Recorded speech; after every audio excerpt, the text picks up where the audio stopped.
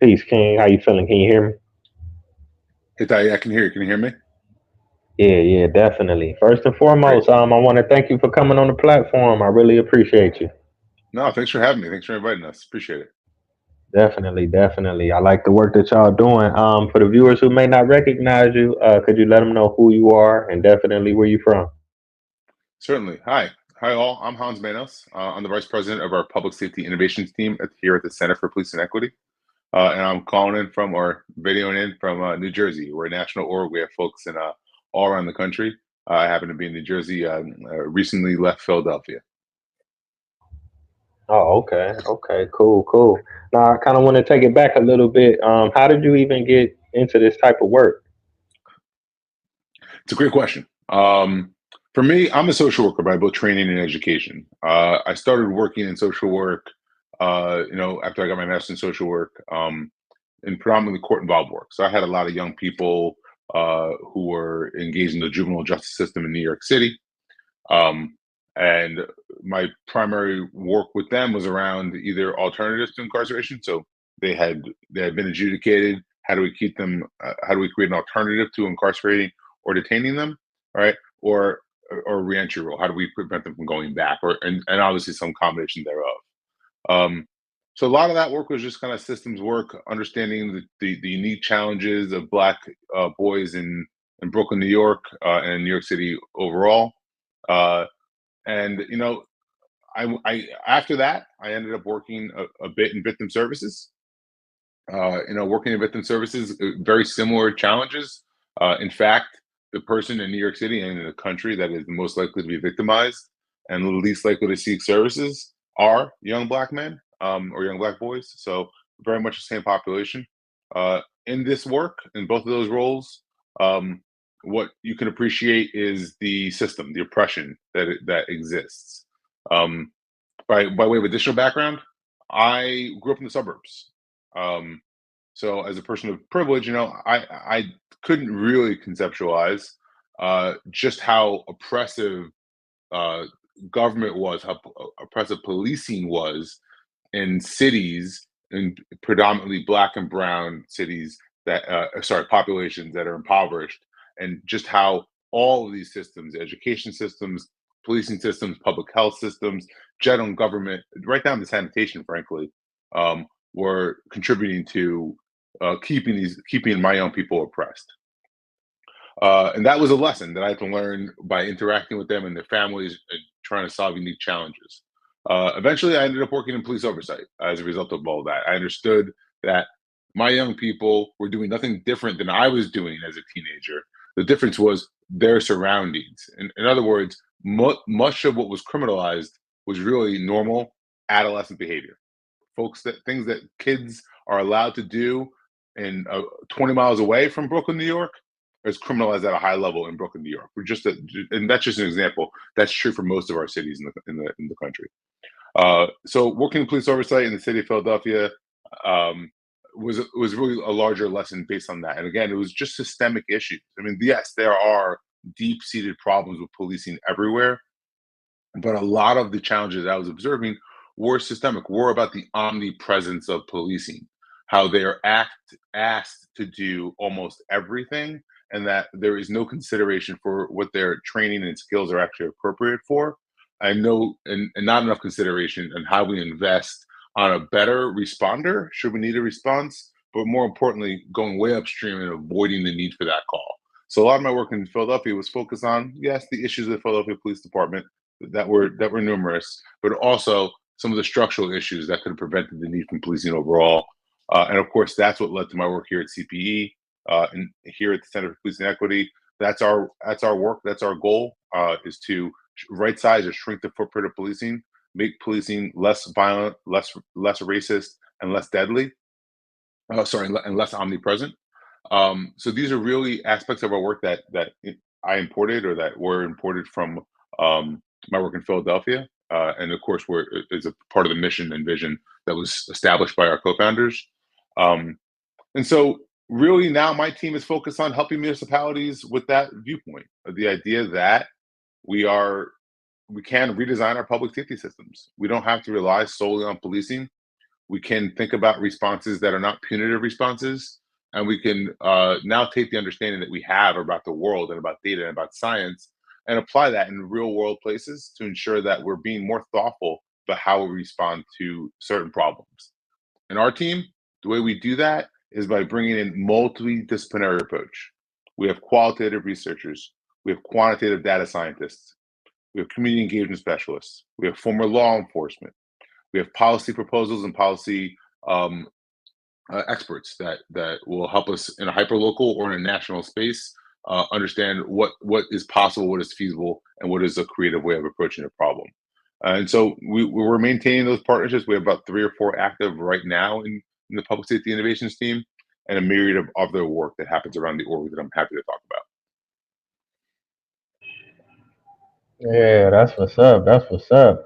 You touched on a lot of things, a lot of important things. I think one of them, you was kind of talking about the young black men. They less likely to, ask for help, or they less likely to receive help.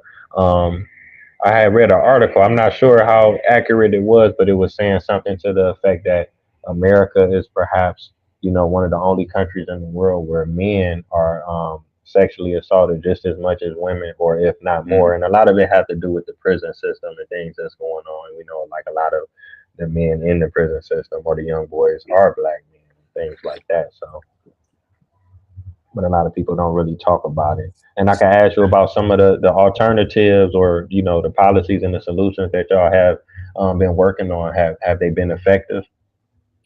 Yeah, so ultimately, there's kind of two ways to approach that question. All right, one of them is that we're doing things that we know work, right? So the idea that police officers should not be responding to mental health calls, and the police officers should not be responding to all calls, uh, first has to be acknowledged that we've never proved that policing is good at this. All right, so it's not like we're saying, "Hey, there's a really great practice that's working real well, and let's replace it with something that may not work." Right? Policing is not a proven approach to almost anything, but certainly not to social problems, because there's a blatant incongruence with policing being engaged in social problems. Um, but frankly, even things like homicide clearance rates, we know that basically like a coin flip, right? 50% is it would be a high number for some police departments. But to your question, when we think about things like alternate response, cities around the country have continuously been trying this and experimenting with this, right? And that builds on the idea that we know what we're doing isn't working. We've set up a system that really has lacked creativity or thoughtfulness, and has really leaned on the one responder that happens to work 24 hours a day, 7 days a week, and it happens to be available via a magic phone number, right? But we can send other people to 911 calls. And I think municipalities have started to realize that. Those are cities like Denver, those are cities like New York City, Harris County, Texas, all have established that these are smarter, better, and life-saving efforts that can send non-police responders to 911 calls to ensure that the right person with the right training is showing up. So yes, those efforts are proven. Other efforts, we have other efforts for instance, in the city of St. Louis, we stood up what's called a public safety collaborative. It's really just the third of its kind in the nation. Newark being the first, and Dallas being the second. St. Louis is now the third. And so, yeah, there's evidence to say that it'll be successful. Our role is to ensure that at a hyper local level, the implementation is successful. Because if you look at something like violence reduction programs, right, when they've been successful, the challenge has been exporting them to other cities and municipalities. How do we get the success that Boston had in the 80s, in Baltimore in the 2020s? Right? That's the question of some of these models. And so CPE as a science organization is uniquely positioned to ensure that when a partner is interested in implementing something, that we can be present to support them and really ensure that they go from an idea to completion and sustainability. And that's what we've done in St. Louis with the Public Safety Collaborative, and with other municipalities and other efforts that they are interested in implementing. Okay, okay, that's what's up. That's what's up. You made a lot of interesting points. I'm currently in Ghana now. I'm a world traveler. I've been in like Love Ghana. 70 countries. Yeah, yeah. So one thing I notice is, like, like systematically the police operate differently. So say like if you go to Mm, say like you name Philadelphia or New York, say a city like Amsterdam or something, I noticed that all of the police don't carry guns, or like mm, say the police that may come to your house because your music is too loud, or the police that may be watching the train station or something. They don't all have to have 9 millimeters. They adequately trained, or they may send a different type of officer to your house if it's a violent crime like a bank robbery or a homicide mhm. or something like that. But it seems like in America you're gonna get the same police officer no matter what. You get what I'm saying? Yeah, yeah, and and we got to wonder, like, what's the plan? There's that informal effort. Like, what is it? What are police officers trying to do? I'm not sure. I know you're probably still getting news out in Ghana, but there was a young woman, Tony Massey, who was killed by police a few weeks ago, and the question was, what were they trying to accomplish? She called them. Right? They gave her an update on what needed to happen, but for some reason, they still felt the need to look for a reason to get into her home, look for a reason to question her further, look for a reason to look around her home, and then ultimately, and this is just my opinion, look for a reason to shoot her. And these are the questions we have to ask. Like, are police necessary for the kind of calls that don't require a person with a badge and a gun? And if we do continue to send armed agents of the state to everything, are we not inviting more tragedy? Yeah, yeah, definitely, definitely, and that's unfortunate that it continues to happen. Post George Floyd. Now I can ask you, have the city and citizens and police officers themselves been open to a lot of the research and the work y'all doing, or have they given a lot of pushback? Yeah, also a mixed bag, right? So I would say for the most part, the answer is yes, right? Police officers are the first to say they don't want to go to a mental health call. They don't believe they should be in charge of moving or arresting the unhoused population, right? They don't want to be involved in calls that don't require someone um, of their position, or that they don't have the training or responsibility for, right? So police officers do communicate that. Community members say the same. I do think that where things need an explanation, we used to use the phrase reimagine public safety. Now we say redesign public safety, but reimagining was born of the fact that we first needed to think of this. We need to understand what was possible, because to many people, the idea that we would do anything besides a police officer is crazy, right? It would be unsafe to send a person to someone's house. Uh, and then, so a lot of our work with community engagement is exactly that, helping people understand and envision and be aware of what's already happening. So someone might say we have to have police officers, or people have to be armed because the community might harm somebody else that isn't armed. Until we tell them, well, we have paramedics that are regularly involved in people who are harmed, and we don't arm paramedics. I'm a social worker. Social workers, especially CPS workers, have historically been in very depressed neighborhoods without a badge or a gun, and they do their work.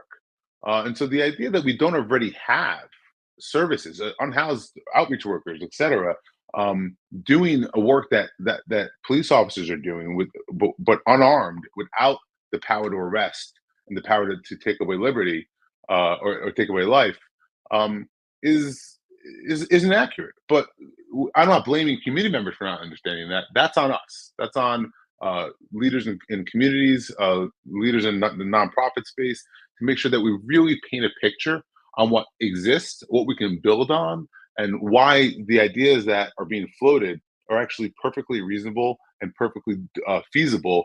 All we have to do is try and get them done. Yeah, yeah, definitely. You're right about that. Like you say, social workers, firefighters, everybody, first aid responders, they don't have to come in the community with bulletproof vests and helmets, regardless of what the phone call is.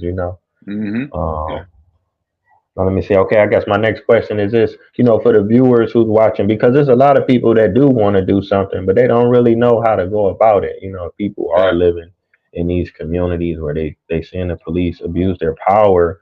I don't know if you can suggest anything just for them to get started. Do they have to protest? Do they have to write letters? Do they have to join an organization? Just which way to go just to make sure that things are changing. Yeah, 100%. I mean, I think it always starts when I work with community. One of the first things that we want to understand is what is your system of government, right? And who is the person who has the positional authority to drive change? And some of our partners, their community members are saying the mayor is the person we have to go to. But when you talk to them, actually, the mayor is not a strong mayor in that they don't have the power to make broad changes within their city. In some cities, a mayor is just basically a city council person. And so understanding if it's a city manager, if it's a board of county supervisors at the county level, or if it is a mayor or some other person in positional authority, that's number one. So you want to understand who is the person that you need to be advocating with. Secondarily, I think it's about ensuring that there are thoughtful responses and thoughtful proposals. Um, you know, all my respect to my brothers and sisters around the country who focused on the idea of defunding the police. All right, but that was for many people a non-starter. They needed to understand that what was really being called for was a right sizing of policing and a reallocation of those resources. So I think my second piece of advice is to really think through a policy solution that is feasible. If you don't have those resources, or if you need some feedback on that, then reach out to the Center for Policing Equity or one of our partners to have that discussion. All right, and say we want to drive change, we want to do something differently. We don't know what's feasible. We don't know how to get started, and that's a lot of our work. We operate a series of thought partnerships. I didn't go over them. I talked about our strategic partnerships, but our thought partners are folks that come to us for these kinds of questions, and they want structural help to help understand how do we go from our ideas to advocacy. And so that's a lot of what needs to happen. So when working in New York City in juvenile justice, I learned a lot about the power of coalition work. So my third piece there would be the first two, but also you don't want to go alone. If you bring a coalition of folks, and in different cities that looks differently. In Philly, you can't form a coalition without bringing clergy. All right, but in other cities that's not as important. But a coalition of folks that have a shared concern uh, is more power. But overall, community certainly has the answers, and community is where it should start. So I would applaud any community member that want to get things started, and they always can. They just need to, keep their eye on the ball, form those coalitions, get in contact with those people in positional authority, and make sure that their ideas and their thoughts are something that is feasible and can be implemented. And a lot of organizations, as well as CPE, can certainly support that. Okay, okay. I appreciate you sharing that. Now I can ask you now do y'all have any like classes or workshops or courses or events or anything, that people can kind of I guess come out in person or even online if they're interested in learning more about, what y'all do and they may want to be a part of it. Yeah, of course, our website, policeingequity.org, is a great place for resources. You'll find a lot of the reports by the PSI team, as well as some of our Justice Navigator assessments, which is an assessment on car stops, pedestrian stops, use of force, and searches within stops. And that's done at the municipal level. I think we have over 70 of those that have been created. Um, and we have a series of events in our community engagement team. One of them is called Unlocking Democracy, and that's really a goal is to help people in a way that I just explained understand where to start. All right, if they want to do something differently, how do they? What are the first steps, and what are the steps thereafter to get things done? And on top of that, we're regularly uplifting our work. So when we have completed an assessment in a city, there will be a report and typically a public launch and typically a public meeting around that. And finally, our process is very community centered. So when we're in a municipality, we're often looking for folks to join focus groups, join working groups to help us understand a problem and also help us form solutions. So a lot of that is happens at a place specific location. When we're finished in a city, but a lot of the other work can happen as a result of uh, a policy initiative or a coalition we're forming around like something like elected leaders. So those opportunities are kind of never ending. I recommend following us in the socials and go on our website to see some specific examples of those. Okay, okay. I feel like you kind of covered everything. So I guess I want to ask you one more time. What is the website, and are y'all on social media or anything like that, where the viewers can make sure they reach out to you? For sure. We are policingequity.org, and the same handles across, I believe, everything. I'm not sure if TikTok, I should know the answer to that, but certainly on Instagram, certainly on on X and on LinkedIn. You can find us on all those, and probably on TikTok. But I admit that I don't really know if we have one, because I don't have TikTok myself. Okay, okay, they'll figure it out. But man, I want to thank you again. Like I said, I really appreciate the work that y'all are doing. It's phenomenal. It's definitely inspiring and empowering. It's something that we really, really need. Obviously, people have been working on this for a long time, but I can definitely see changes in the future because of people like you. That's dedicating your life and your time to doing things like this. Well, thank you, Taye. This is a great show. I appreciate your questions and your interest in CPE. Stay in touch. If you ever need anything, you know where to find us. All right, most definitely. And thank the viewers for tuning in. Until next time, peace. All right, all. Have a good day. All right, you too.